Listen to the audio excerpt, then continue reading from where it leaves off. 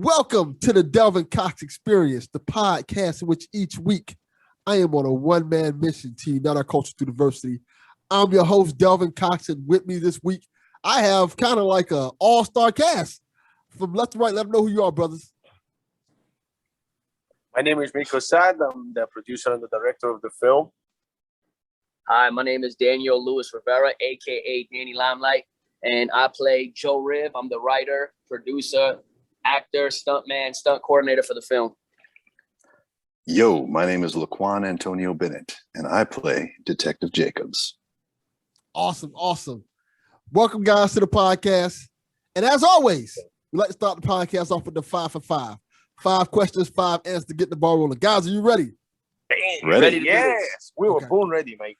Awesome. Now, is this one at a time, or is this anybody can answer? Y'all can freestyle however y'all want to answer it. If y'all like each other's answer, y'all can override each other. Y'all ready?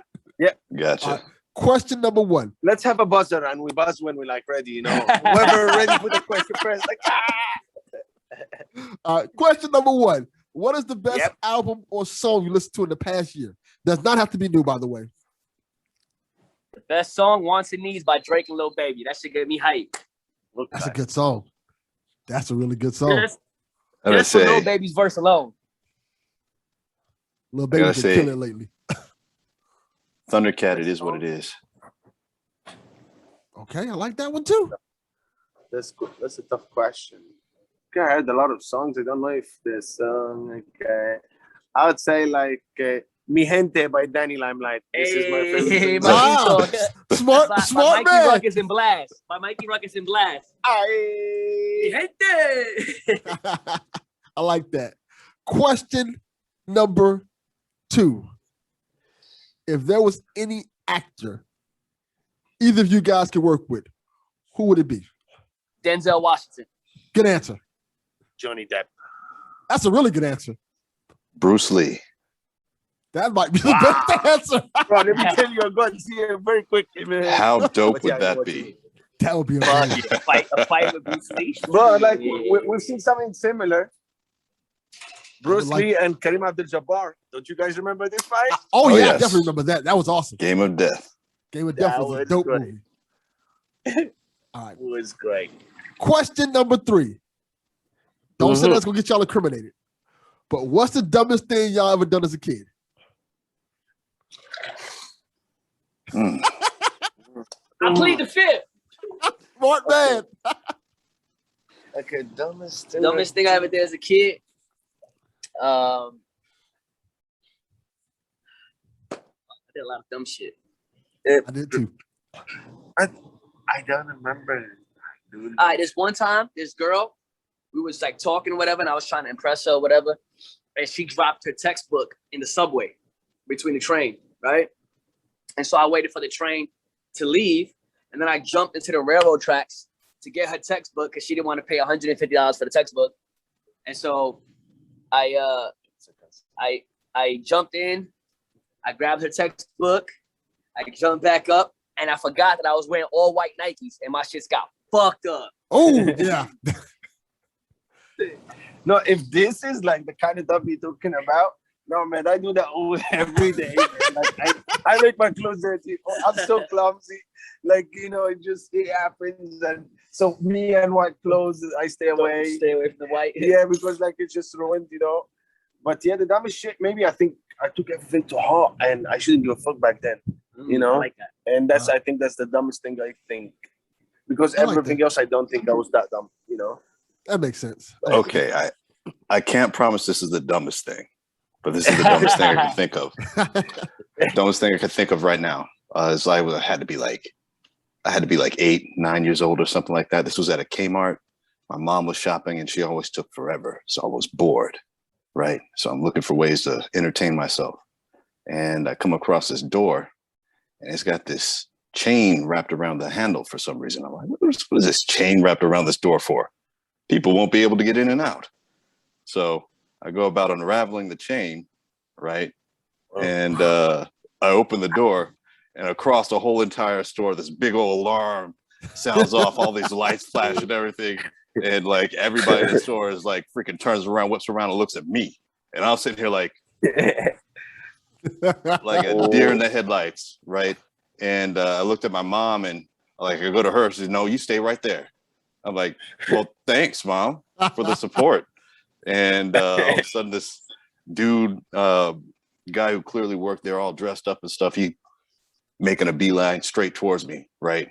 And I'm like, "This is it. I'm going to prison." But he he stands up and gets it, fucking gets to me, and he's like, "Did you open that door, buddy?" "Yes, I opened the door." It's like, "That's okay. We try to keep it closed." I'm like, okay, that's it. You got lucky. So man, tell me, what is that store, bro? What's that? If that's the reaction, let me get the adrenaline rush. Tell me what the story. Keep it close. All right, sorry. All right. Question number 4. Mm-hmm. Each one of you give me the greatest superhero. Spider-Man. I like that answer.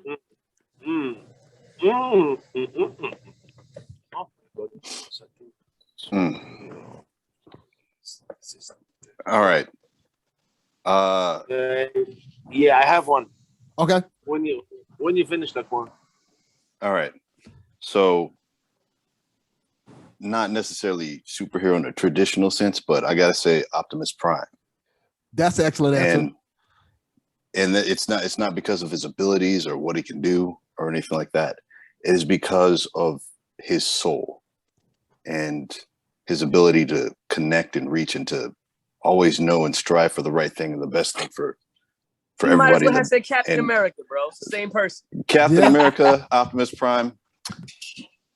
Honestly, I think Optimus has a little bit of an edge because of that voice.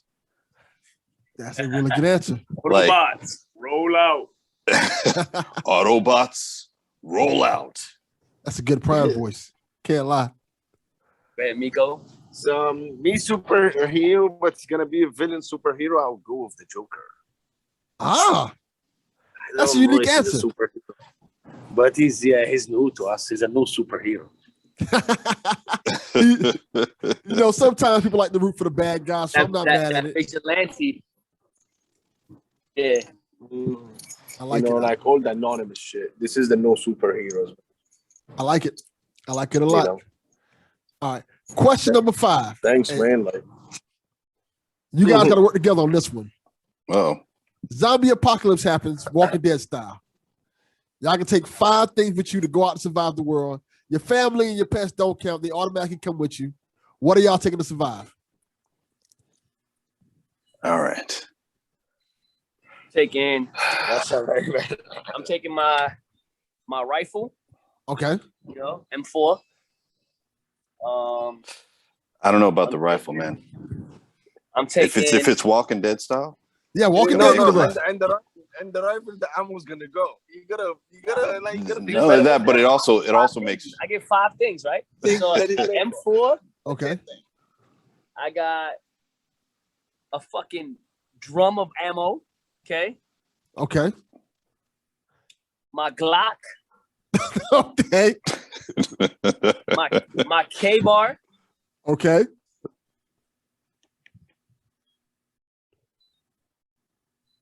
And a first aid kit. Okay, that's good. Danny is bringing the violence. That's good. I like that. He's a soldier, man. He's not bringing any violence. He just can't prepare. He's a soldier, man. Somebody better bring some damn food. He's going to hunt that guy. Go ahead, LeQuan, what you got? All right. So, katana. Okay, I like that. I would definitely bring a crossbow. I like that too. My arrows that go with it. I was going to say the same thing. I would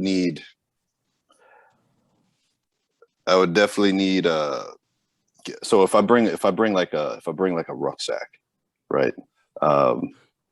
It's just a sack. It's not the stuff that's in it. It is a rucksack, right? Okay. Define what you mean by rucksack. Are we talking about like a military issue, one that has like certain things in it, like a life raft, things like that? Yeah, well, a life raft, yeah. But yeah, military issue standard. You know, you've got yourself a tarp, some weather gear, and I will say like this. standard clothing, and I will allow that because it's considered one item because they don't just give it to you like piecemeal. So yes, that is allowed. Sweet.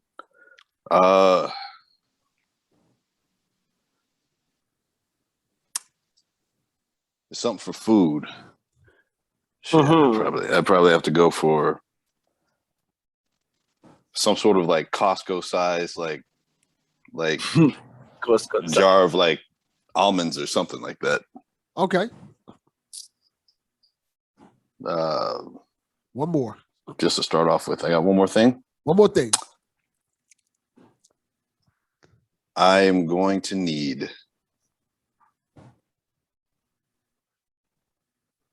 a huge ass pack of matches, right? Because I'm gonna need some fire. Okay, cool. I'm gonna throw a flag on it. My man was making fun of me for bringing an M4, but he want to run around with a katana and crossbows. You didn't even say you was bringing bows for the crossbow, my dude. Bows for the arrows for the crossbow. No, I said that's included. They're attached. No, it's not. It's a unit. Yes, how is the ammo not included in the M4? Because it's like you don't sit here. It's not. It's no. Because here's the thing. I was thinking about the crossbow and load a crossbow, right? Yeah, and so the thing is, it's part of it. What happens like, if you got a whole herd rush you? When I could just be like, I'm not gonna bang, bang, bang, bang, bang, bang, bang. Yeah, until you run out. Until you run out, and that's it. And you're attracting more while you're doing it. So it's not just that herd; it's everything else in the area that you're bringing to you. But they all getting bodied. As long as you hit. And as long as you have bullets, as soon as you're out in bullets, you're going to be the body. I pull a Glock out. Bang, bang, bang, bang, bang, bang. Danny is an action star. I don't think that's going to save you, bro. There's too many of them. Oh, but you think you're going to sit here with a sword and just kill all of them? I'm not trying to kill all of them. That's the thing. I'm trying to make a silent. I'm not trying to kill all of them. That's the thing. I'm trying to escape silently. My man, I'm trying to hide. Listen, LeQuan, I'm totally with you because his shit need the manufacturer and need a lot. Our shit is reusable. I was thinking about the crossbows to get people from far, to get things from far. So I don't want the contact. You stay away. So I need a machete, 100% a sword. Okay. Because this is something that you can reuse, and the crossbow, the swords for cutting and shit, and the crossbow if. Something like coming a fucking lion. I'm not waiting with the knife. Well, Get the motherfucker just before he comes. It's ranged and it's great for hunting. It's great for food. And wait. I'm thinking about surviving. I'm not thinking about anybody else, man. I'm not going in a war. I'm going in a survival mode. So anyway, like those arrows, I can reuse them again. Go to the fucker and get it from him. Exactly. Or I can make it. I can make it with a fucking knife. Yeah, that's true. The fucking sword I have. So these two are necessary to be with me. And then fire is fantastic because fire is one of the greatest. It gets cold. It gets cold sometimes. And you got to cook sometimes. And to scare things away and to cook the stuff that you're gonna fucking hunt. So yeah, fire. That's 3 things. Got 2 more. Huh? You got 2 more. I got 2 more. Yeah. Amazing. Oh, so source of music, 100%.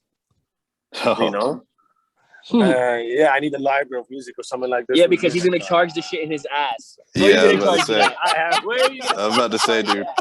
Solar, bro. I'm thinking solar shit. Yeah, I'm thinking solar fucking panel. Thank you, man. Okay. Thank you, bro. So yeah, I'm done, man. I'm done. I think I want to get solar panel with me. I can't do like this. How the fuck he gonna shoot his crossbow with a solar panel on his back? This may be the only time I would be charging the crossbow. I'm gonna tell you something. And then when the going gets tough, I'll just shoot both of them and take their shit. No, because I already be gone. This may be the only time where the guest on the podcast is arguing about what each other is taking. But you took it to action. It's funny because you started this. You started this. You started this with the preface. Y'all got to work together. Yeah. Yeah, you know that. You know what that reminds me of? Reminds me of what's the film for Ben Affleck? Triple Frontier. Triple Frontier. Yeah, it's like this. He's looking to guys like this now. Like who's thinking who, you know? What's next? What's up? What you got for us, Delvin? So, you guys, let me know a little bit about this project you guys are working on, because I know you guys are working on an awesome project, and that's what you guys are actually here for. Yes, sir. Go on then. Well, so you can't really see Mico. They can't see you, but Mico's right here. All right. Okay. So Joe Riv, you know what I'm saying? It's basically a film about a special forces CIA operative. Okay. He was KIA, right? Okay. For 3 years, right? His family and friends seen him buried and everything, right? And so from there, the movie picks up after all that's happened. His sister is killed at a club, right? His sister's murdered at a club, cold-blooded. She went to the club with her boyfriend who was involved with the wrong crew. Her boyfriend ran, left her to die. So the story's about the brother coming back home. Everybody thinks he's dead. They don't know he's alive. And he comes back home to find out who killed his sister and to get her, you know, to avenge her. And it's just me, you know what I'm saying, running through the city, whooping everybody's ass. It's a lot of action. It's about family. It's about doing whatever it takes to be there for your family. It's about, you know, the feeling that you have when you have to be selfless. Like, you know, my life was set. I was off the radar, but I came back. You know what I'm saying? Detective Jacobs plays one of my friends from the past who thought I was dead, and now he knows I'm alive because I contacted him to figure things out. And now I'm back on the radar. So I'm putting myself at risk, but it's important to me to make sure that my sister's death doesn't go, you know, for nothing. You know what I'm saying? So it's nonstop action. It's very much inspired by the John Wicks, the Jason Bournes, you know, Jason Statham. And so Joe Riv, that's me, man. Riv is short for Rivera, which is my last name. And I'm super excited. I got to work with some amazing people. One of my best friends, producer, director, Mico, an award-winning Egyptian filmmaker right here. Got to work with LeQuan, who's another phenomenal actor, stuntman. He's been on Snowfall. He's done a few projects with me in the past, little things here and there. And, you know, when I wrote this film, you know, I wrote it in 2 days, and we shot it in 1 day, you know, 16-hour shoot day. And I just, man, it feels so good when I was writing it, and then when I was going through like the rehearsals for the stunts and stuff like that. And then when we was actually on set, I told everybody my plan, you know, Mico's plan. He already told me, he's like, I want you to make a film for you.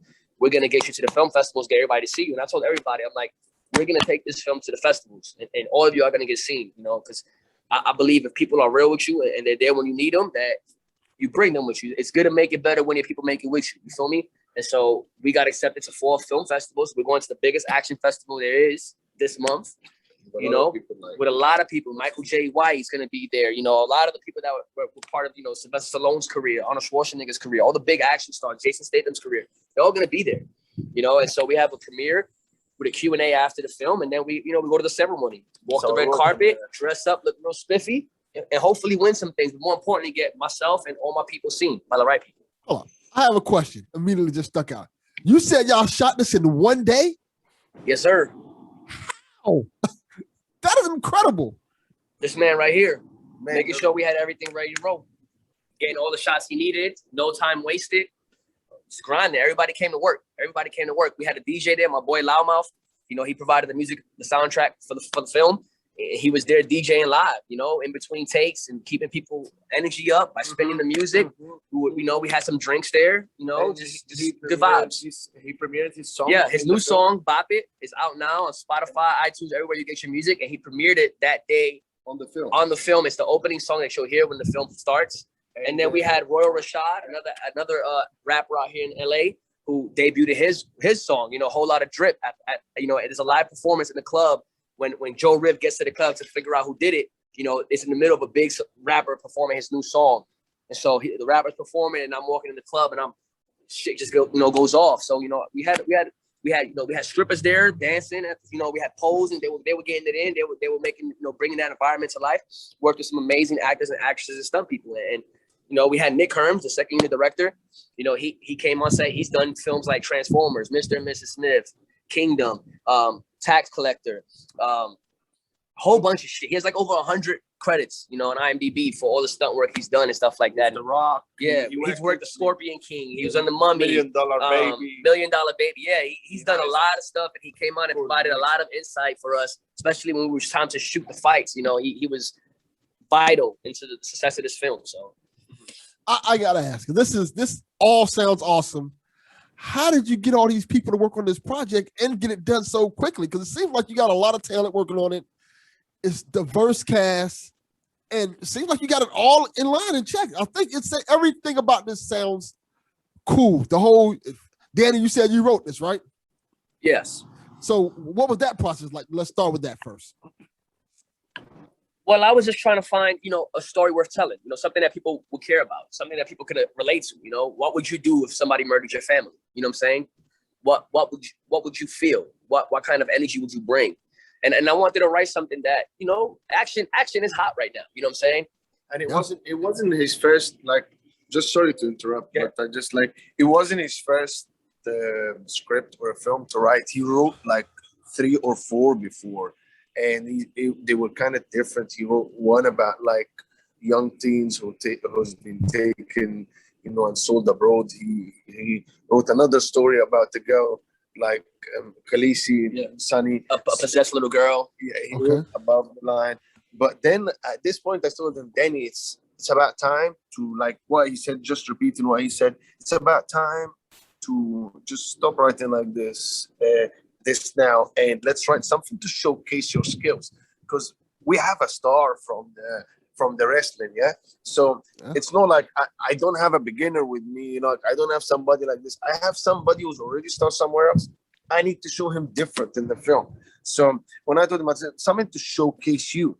He was so smart on writing this because he's have already experience with the Marine. So this has been added on the film somehow. You know, he incorporated his family because he cared for his daughter a great deal. You know, so he knows the sense of family. He always with his like his parents. They come over. He's like he's Puerto Rican, so the family oriented. Something like you can put in the actor. You know, yeah, everybody can act, but if he doesn't have it, it's a bit difficult. So he kind of had the action, had the wrestling, had all of this, but away from the wrestling. First time, people are going to see Danny Limelight, not the wrestler. You know what I mean? They're going to see Danny Rivera, a whole different guy, a stone, like a subtle guy who's not like what you see on like Mi Gente and stuff like this. His persona you don't see any Danny Limelight. It's so different. You know, it's he's an actor. He's just literally here. He's doing somebody else. And to be honest, when it it was easy to do because he like choreograph fights all the time. Him and LeQuan together, him and other friends. He's not his first time. He creates fights all the time. So he kind of like, all right, he knows what his skills and he knows the fight. So he created all of this. So it was easy to write, I think, for him. Because Danny have something very important, and it's the drive. He have a lot of drive. So he won't sleep.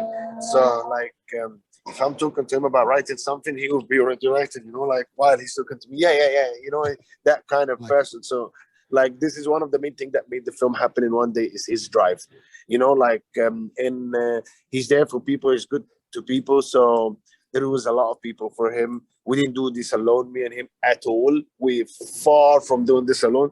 There was a lot of people. There was like around 50 or 60 people on set.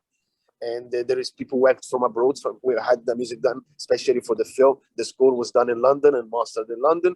The sound design was done in here. Like, you know, a lot of, there is a few tracks in here was done from New York, from other artists, his cousins and stuff like that. It's kind of like, there's so many people in it that we cannot just be anything apart from grateful. We had a great editor, Saif Al-Sharif from Creative Labs. He edited, colored it, made the trailer, you know, the graphic, and he was a great help as well in putting the things together and fixing, because like every film we had few issues, we have few challenges we fix stuff, you know, but the most amazing thing that we just like everybody did his best, and one of the main thing we want from this is to make Joe Rev the feature.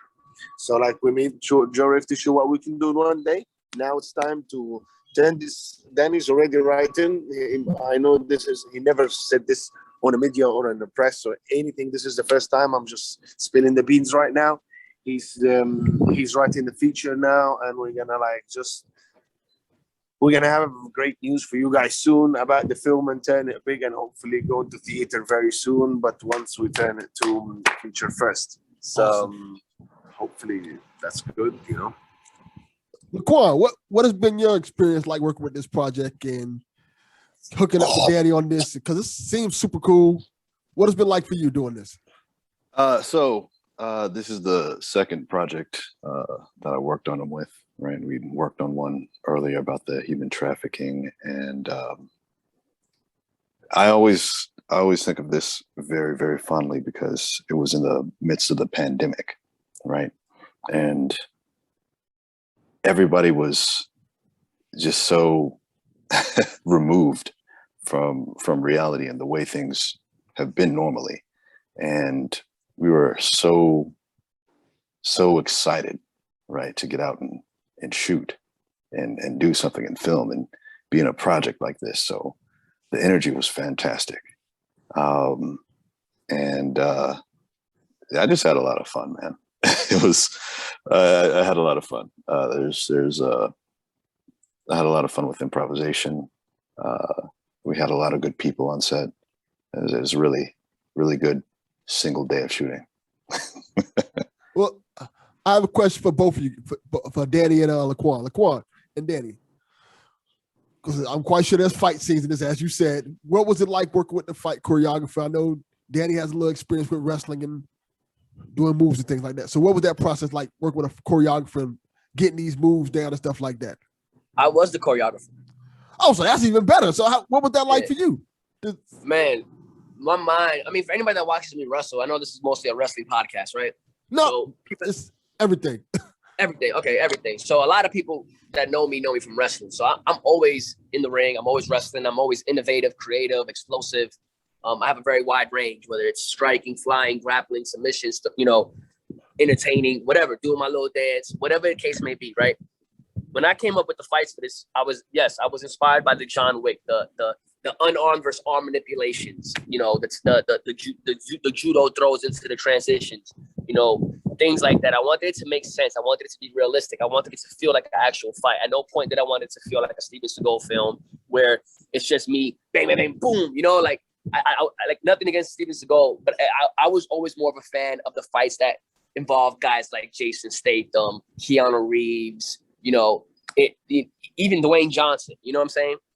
And so I wanted to make sure that when I was putting these fights together, that they had psychology behind it. There was reasons, intent behind everything that I was doing. When I had a knife, how I was using the knife as much as possible. There's like one scene, like there's like one spot where, you know, I block somebody, like they try to stab me, and like I block him and I put the knife through his fucking throat at the same time. So I like block his and I like throw the knife in his throat, like stab him.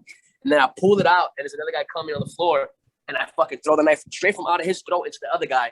And then I get into another fight where the other guy has weapons and I have none, where, you know, I drop him and then I pull that body that I just threw the knife into the guy, grab the knife back out of him and then put it in the other guy. You know what I'm saying? Like, I wanted it to be like, oh, you know, like I wanted those little pops that like, oh shit, oh, he did, you know what I'm saying? So fortunately, you know, everybody that I was working with, they caught on to the choreography real fast. You know, we only did one rehearsal day. And on set, the day of shoot, so, you know, the space was a little bit smaller than we expected. So we even had to change fights day of, you know, last minute changes to the fights. And everybody was able to adapt with it. You know, even LeQuan had a whole improv fight scene because we had planned for the scene to go a certain way, but there wasn't no space for us to do it that way. So literally, like the day of, we're like, all right, you guys got to come up with a quick little fight. You know, and in the film, you'll see LeQuan tussling with this big dude named Blake Troop, who plays Crank in the film. He plays the enforcer for the club owner, and he's tussling with him, and then he like smashes him with the glass. You know, like it was so much fun. You know, working with all these stunt guys and you know, having Nick Herms there to assist further with getting the right shots and things like that. I think that it's an action movie, so the most important part of the film had to be the action. I think, you know, the fights had to be good, and I think we accomplished that. Agreed. I like that. That's really cool. That's really cool. So Mico, let me ask you. Well, I guess this is probably more concerning Mico. I guess you could say the pandemic's winding down. What is it like trying to make a movie, doing all the hoopla and everything that's been going on this past year or so? It has to be difficult. Making a movie is always difficult, man, and just it's different challenge every time. Problems, they never finish; they just change. So I think, yeah, of course, it was difficult, but for me, no, it was fun. It was fun. It was just I had just one worry, and that was the most challenging thing for me, and it was like kind of the safety of everyone. And I kept like just going on about it and butthead with Danny about it. Danny, we need to like just tell people, hey, please be careful, please, like COVID, like this and COVID protocol on set. Let's stay. You have sanitizing the stations and stuff like this where everyone can do like stuff like this. And this was just my worry. I did not want anyone to suffer or make anybody suffer because of the film. That was my most worry. So I kept making, me and Danny kept, and I said to him, Danny, please even write it in like this so you can at least write it so they can understand it and make sure you tell them. And then he was on it. He was telling everybody, hey, go with like this, wear your mask all the time, blah, blah, blah, blah. We just like tried to make it a pleasant experience. And just getting everybody, like, I don't know, the people who came, they were so cool. What can I say? They were the coolest people on earth at that day. I swear to God, they came, they had fun. The DJ was there. We ate, and I kid you not, just that was my biggest concern, and turned out to be actually the best memory I had from that day. Yeah, and on top of that, like he was saying with the food, you know, we had Nick Herms. He owns a sandwich spot in LA. What's it called again? LA Sandwich Bar. LA Sandwich Bar. It's in LA. It's amazing sandwiches. He provided the catering for the place, and we ate all the food. That it was such a long day, we ran out of food. And this is to tell you the type of people that we had on set. Blake Troop, out of his pocket, didn't tell nobody, ordered pizza for everybody, bro. That's cool. Just so everybody could get more food because we were working late. And he said, like, this is the only thing I can do, you know, like, and the guy came and he didn't get paid and stuff like this. And like, he just volunteered completely, just his time for Danny and for us. And he lent us our talent, and he still offered something. That's when you like, just honestly, like these people, LeQuan is the source of entertainment for me. Like, honestly, I'm normally the person who just entertain everyone. But when I see LeQuan, it just turns. This guy make me laugh so much. So him being in set, throwing jokes, throwing stuff, just seeing him dancing in the bars. When you go in and dancing from the back like this, I love it. I love his nose.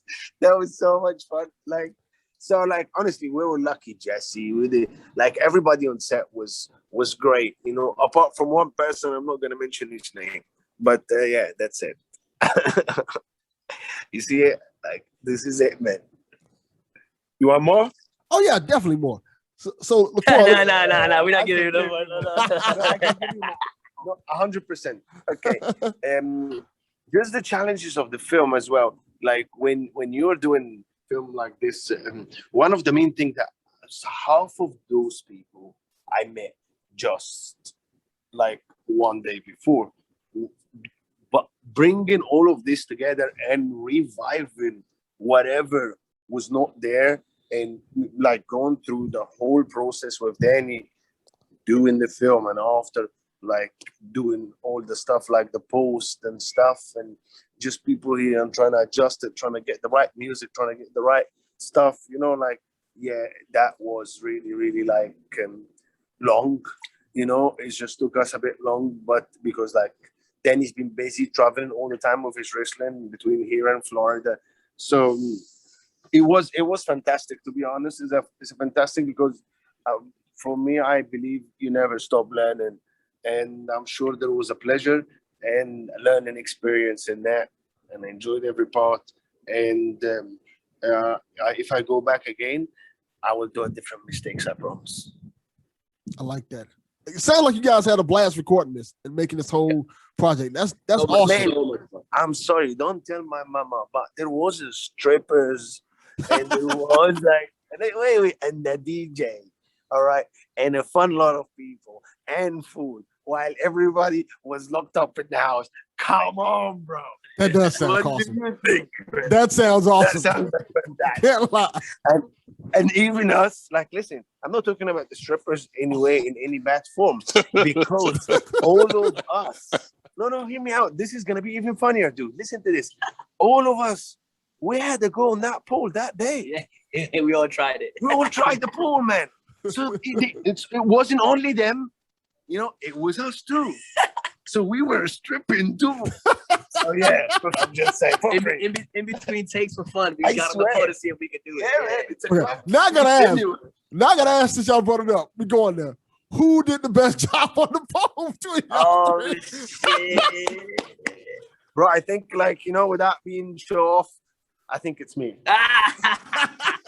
After the girls, it's gonna be me. After the girls. I think so. I think so too. I'm gonna vote Mico. Yeah. I Like still the have best stripper to. of the day.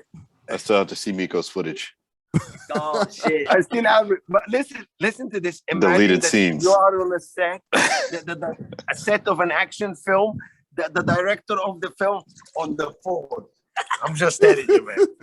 I'm just upset he didn't go up the pole and record some shit. From that angle. The I GoPro. was like trying to make a human flag on the pole, but it didn't work. The Muslims are not like, it didn't work. Well, we had a lot of fun, man. Definitely awesome. Let everybody know this before we're not going yet, but we're gonna go in a few minutes. Where can people find this movie at and support this movie? Because this movie sounds awesome.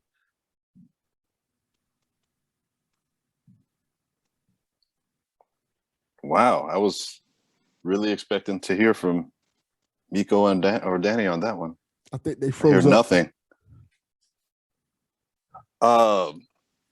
So I mean, basically, the final platform hasn't been determined. They're looking at whatever streaming services will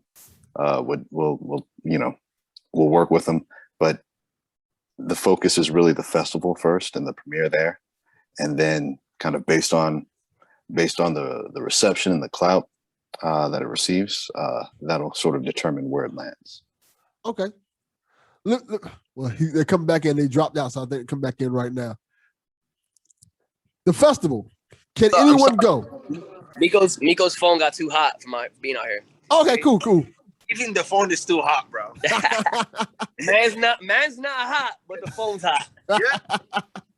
So everybody can follow me on Twitter, Instagram. You wanted to say something about the film. Oh, the film. I thought he was saying where they can find us. So here's the thing, like about the film is gonna have its world premiere in Vegas, in Galaxy Home Mall, Galaxy Theater Mall in Las Vegas, 29th of this month, July. If you want to see the film on the big screen on theater and its world premiere there, that's one part. And after we finish its round of like the festival and stuff like that, we might put it. We're discussing. We might put it. We'll see the deal. How is things gonna work out? But we might put it in a link that we allow people to see it, or we might upload will be on Amazon or something like this. But I'm just waiting to finalize the deal with the feature film, what we're gonna do. So if we get the feature, we will put it in, for example, Danny's website. You can go there and or if we're gonna just gonna start, maybe the fan will help us to the feature film, the jury film, and then we'll put this for them to see, and then they can invest with us in the new film, in the future bigger film. Okay, I like that. So, AKA Netflix, cut the check. Facts. My man. Facts. He said he need to see the effect in my bank account, man. All right, I guess let everybody know where to find y'all at, for those who don't know. Say again? Let everybody know where to find you guys at. So my name is... Okay. 1 second, because there's a plane going overhead. Gonna be there. Yeah, my name is Mico Saad. You can find me on Mico Saad anywhere. MICOSAAD, Instagram, everywhere, Facebook, all that. Mico Saad. Yeah, 2 A's and Saad. yeah, Saad with an extra A. Find me with this name on any platform. Cool. And in the same time, like, be happy to help. You know, be just like great. Reach out to Danny as well. If you're regarding jewelry, please reach out to Danny or to myself. And then we'll take it from there. But thank you so much lot for listening. Thank you, Delvin, for having us. No problem. And I can't tell you, like, it has been a lot of fun, just like making the film. Yes. Yeah, definitely. It's been a blast. Bless up. Yeah, so LeQuan Antonio Bennett. You can find me on Instagram at WindStriker007. I like it. And then mi gente, you already know who it is, the radioactive Poppy, Danny Limelight. You can find me on all social media platforms at Danny Limelight, or on IMDb at Daniel L. Rivera. We here, we ready for the premiere of Joe Rib. I hope y'all ready too. Delvin, thank you for having me. Mi gente, thank you for listening, and can't wait to come back on. You guys are always welcomed on. I'm definitely going to support the movie. Thank you guys for coming on. This has been amazing. As always, Delvin Cox Experience, we are out. Peace. Peace, man.